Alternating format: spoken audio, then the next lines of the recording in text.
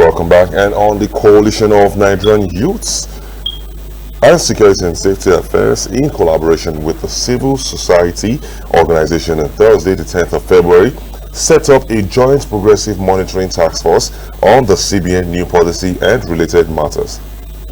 The 25 members task force was announced by Ambassador Ade Mario, the Director General of the Coalition of Nigerian Youth on Security and Safety Affairs, at a press conference themed Cash Swap Policy, Insecurity, Scarcity of Petroleum Products, and 2023 elections held in Abuja. The task force will be saddled with ensuring strict adherence to CBN and government regulations, even as the Coalition of Nigerian Youth on Security and Safety Affairs and civil society seek to draw the government's attention to the current hardship plight of Nigerians, the DG stated. Scarcity of petroleum products and 2023 February 2023 at headquarters of the National Youth Council of Nigeria, NYCN Abuja. Gentlemen of the press, all protocol duly respectfully observed. Preamble.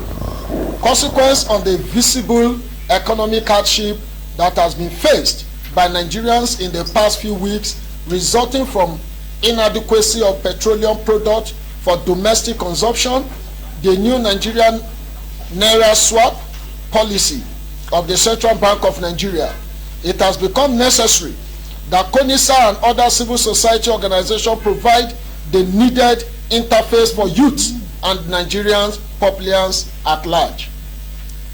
You will recall that incessant queue has been witnessed in our filling stations across the country, with a continuous increase in the black market businesses of the so-called regulated petroleum product, so much it is now hawked on the street without recourse to its hazards.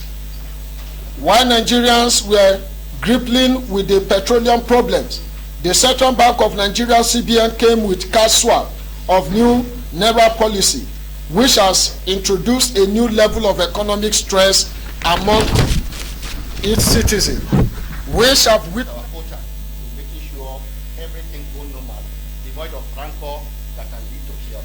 And in every situation that leads to chaos, the innocent people suffer for it. So we cannot put our arms to allow our people to go astray and to allow our economy to go downward in a situation that is going to increase insecurity that is already billowing our country.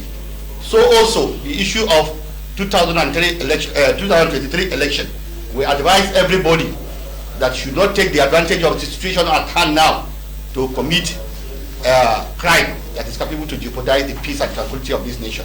That nobody is above the nation.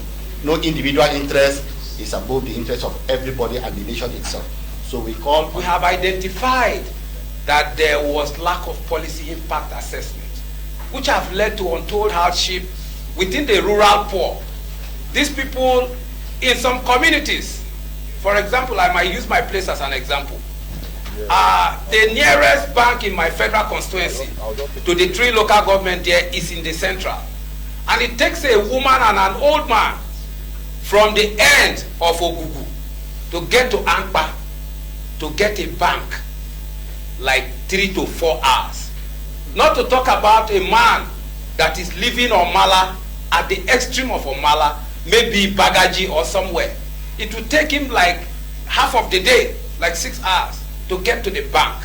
Now, these are people that live on daily incomes. You go to the farm, you work for 3 hours, they pay you 1,000, you keep it for another day. Now, how can this man go in 2 days attempting to get cash without any reasonable? They need to know how the citizens are feeling and hear from them and know how to propose solution. I must say the Nigerian youth are really suffering this, most especially the women. The women are at the receiving end of all these crises. Nigerian government, the CBN, have to take a stand as we speak right now. Take a drastic action to make sure that they reduce the sufferings of Nigerians. Because if they don't do so, within the shortest period, it will not going to be blessed.